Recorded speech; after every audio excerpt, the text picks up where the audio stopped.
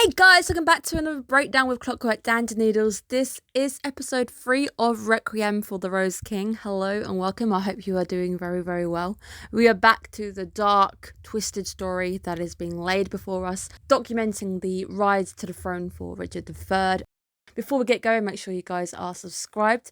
I release videos 4 times a week. There's a lot of content going out your way. There are now official creator posts that I can now do because we hit the 500 mark. Trying to make use of those just to alert you guys when a new video goes up. Not sure how I'm going to use them yet. See how the channel will evolve. Now we have the ability to talk to you guys and actually give you information on YouTube itself. There's a Discord channel too to notify everybody when videos go up. You get a notification to your phone whenever a video is dropped, allowing you to keep track of all the videos going out this season because it's a very big season. Lots of things going on left, right and centre. Obviously there will be my midway and final reviews also to keep track of. And in the midway review, I can't wait to tell you guys what my favourite OPs and EDs are. There's a few really good ones this season and I can't wait to put them in order and tell you my thoughts on those in general. Let's jump back into it because this is a very pivotal episode. The War of the Roses has now got a new monarch. Things are changing quite quickly and we're also starting to see the seeds of turmoil starting to be spread, the seeds of unease. There's a lot going on. There's a lot of important things hidden in the script this week. We have just had the beheading of Richard. Richard was found by son Richard. The most important alliance we see is Edward and Warwick, who are continuing the aim, the fight, to fight for the top. They're not just going for Duke, they're going to go all the way to the top. So it's go big, go home. You are going to claim the kingship, not just being Duke. Naturally, we had Margaret opposing them, as we did see last week, that Henry doesn't really wear the trousers in that relationship. It's mainly the strong figure that Margaret is. And even in history, Margaret was renowned as a iconic figure of the War of the Roses, someone who was very strong, very determined, and she is praised for those traits. Richard, busy fighting in a mental struggle. All Richard can really see is the blood that is on their hands.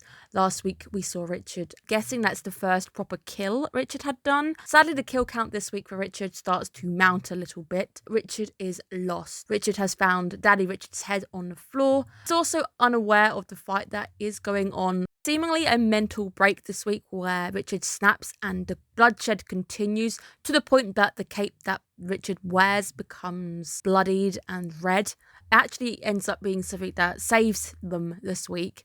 But the fight, unknowingly to Richard, ends up going very, very well for Edward. And Edward ends up getting the upper hand, pushing Margaret right back. And I think we see that she gets pushed back to Scotland. And during this period, Scotland is its own country.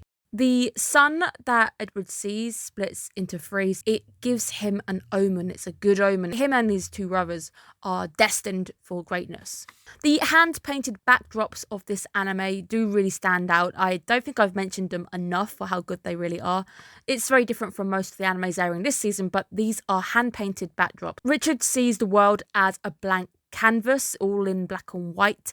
Obviously, the red of the cloak that they now wear is stained with the blood of many, is the only colour you really see. And it's that vivid nature because red really stands out against monochrome.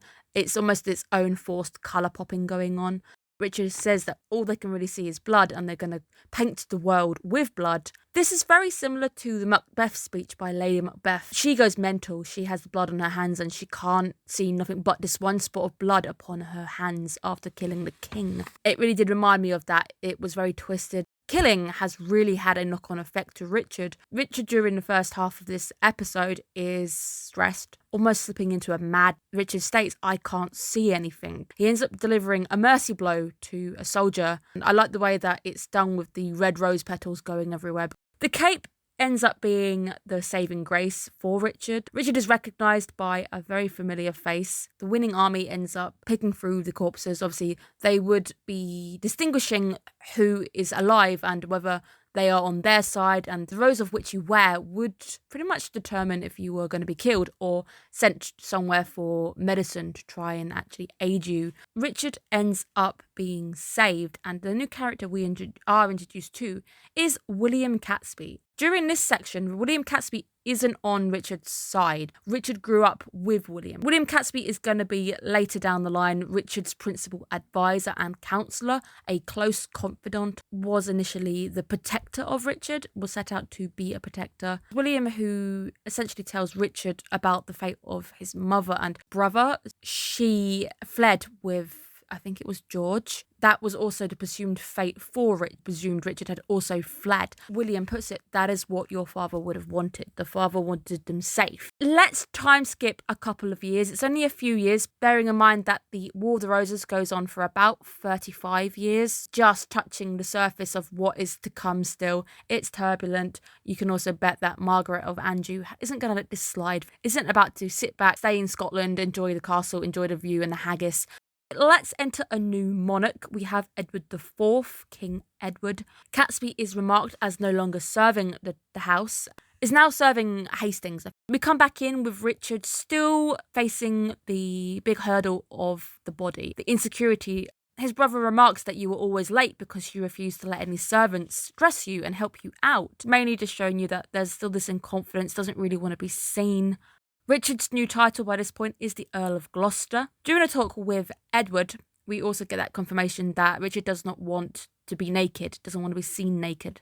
The body is a source of embarrassment. It's not the same as anyone else's. Our introduction to Edward as a king initially goes off quite well when Edward states that the body is no reason for shame. A man himself is not determined by something so surface level. However, we are introduced to the more flirtatious, the more love for women, womanizing. I want to say womanizing, but we'll put that one in inverted quotes, is important to Edward. At the request of the king, Richard ends up having to humour Edward and ends up having to take a partner for the dance. It's that idea of quiet life. Richard knows what is good for him. He knows that he's going to keep being pestered if he doesn't show any interest in any of the females at the party. Opting for a quiet life, just doing what your brother, now the king, is telling you to do. Richard's dance partner for the party is actually a woman we have been introduced to in episode 1. We have Anne Neville, who is, spoiler alert, even though it was 400 years ago, later to become Richard's wife. Canon. In the real life canon, she is the wife of Richard. Anne in the anime is the one who enjoyed swords, thus apologising to Richard because I think she thinks that she came on too strongly and all she really wants, as she says, is just to be friends. The Neville sisters, which we are both introduced to, are the daughters of Warwick. Dancing with the princes would be a very good thing. Warwick had a very big hand in helping Edward get the throne. It would be an honour, rightly and expected so, that his daughters would have marriages to the princes and they too would have titles and land. Political but also expected marriages that would occur. Refined party that the Plantagenets, as we see, very different from our modern day disco antics. These are refined parties. We will dance slowly to the happy music. Nothing too energetic, so nothing too scandalous.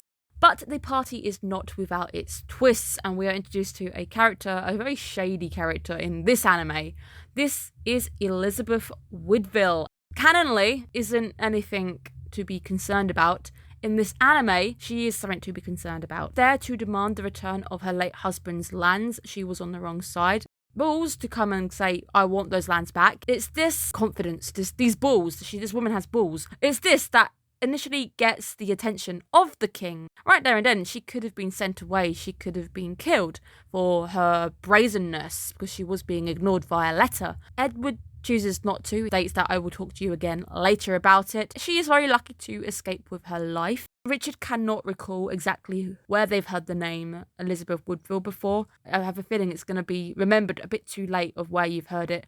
We have the returning figure that is John d'Arc. John d'Arc is a manifestation of the torment and the shame. John d'Arc is not theoretically there. They're not real. Based on a real person, isn't physically there right now. John d'Arc even says that, I used to frighten you, but now you're fine with dealing with me. I believe it's more the fact that Richard has become more accustomed to dealing with their turmoil, grown to live with it. If you've got something that bothers you for many, many years, eventually one day that thing's not going to bother you because you've learnt to deal with it, learnt to live alongside it. It won't change. You've just got to learn to make peace with it. But I do believe John the Ark is a manifestation of these embarrassments over the body, the unconfidentness with the body. Up in bonny old Scotland, Henry ends up regaining his conscience to find that he is now in the land of the whiskey, the land of the Scots. The most happiest thing we see this week is the smile upon Henry's face when he realises that the burden of the kingship is no longer his. Henry, up until this point, we have seen just really wants that quiet life. He wants to be a shepherd, someone who can just relax with a flock and not have too much expectations upon him. I am very happy to see Henry happy. However, I do see him at the end searching for Richard, which you getting entangled with Richard is going to be a bad thing. Stay away, have that happy life, have the quiet life that you want. Margaret, on the other hand, is very appalled by the situation, so you can guarantee any action taken next will be definitely at her command. Let's end with the last scene with the innocent hunting trip that is not so innocent. Not just a hunting trip, that our king doesn't just have hunting of a deer on his mind. Something a bit bigger, a bigger game, a bigger prize at the end. We do get some clarification on the sun that Edward saw that day and the importance that the sun appeared to be free and it came back together again. I think it more is the fact that there was smoke, there was cloud in the way. He probably got the illusion of seeing three suns, but it was what ended up spurring him on. Edward meets up with Elizabeth Woodville. Canonically, this is fine. She actually does become his wife. But in this anime, she has got other things on her brain. She rejects him flat out because he comes out there just straight with it. I want to sleep with you. The back and forth between them and I think it's more the thrill of the chase because she doesn't give in quite easily. That ends up spurring Edward to be more enthralled with the character against what Warwick was going for. So obviously Warwick is one of the advisors. He's the reason why Edward is on the throne in the first place. Warwick was trying to pull for a marriage to a French noble. It would be a very powerful strengthening of Edward's position, and it's something that Edward definitely should be trying to do. He ends up enthralled by Elizabeth, probably gonna be very bad for him.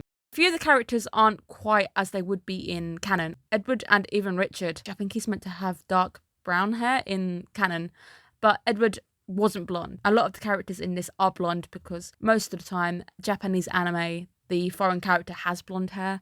So there's a lot of things that have been changed for the purpose of the anime. In this anime, Warwick is trying to pull for the marriage to another woman.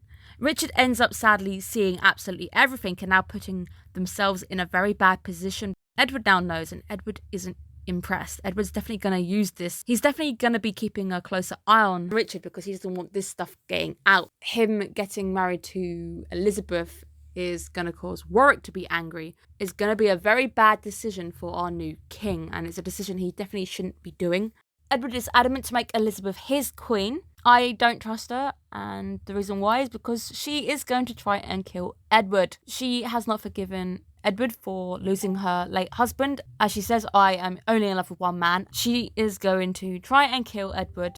Warwick is not going to be happy. At the end, we do see that Warwick is talking to the image of Richard, Daddy Richard, pledging himself to protect his legacy, protect the throne. Doesn't matter who it is who's going to be posing a risk. He's going to make sure that risk is taken care of, whether that is Richard, whether it is Elizabeth. The French marriage would have been the most smartest, most logical move. However, that is definitely not going to be happening, and we're now going to see the fallout from these decisions next week, and it's definitely going to get more bloody. We can guarantee next week's going to be full of blood, turmoil, political strife. Richard's going to be stuck in the middle of it now. You can imagine that the relationship between the three brothers is going to be different, very, very much different from what we see this week. It's also quite sad to see that Edward was all there promoting the three brothers to rule the lands, but that's not what he had in mind. It's going to be interesting to see how the story progresses because there's a lot of War of Roses left.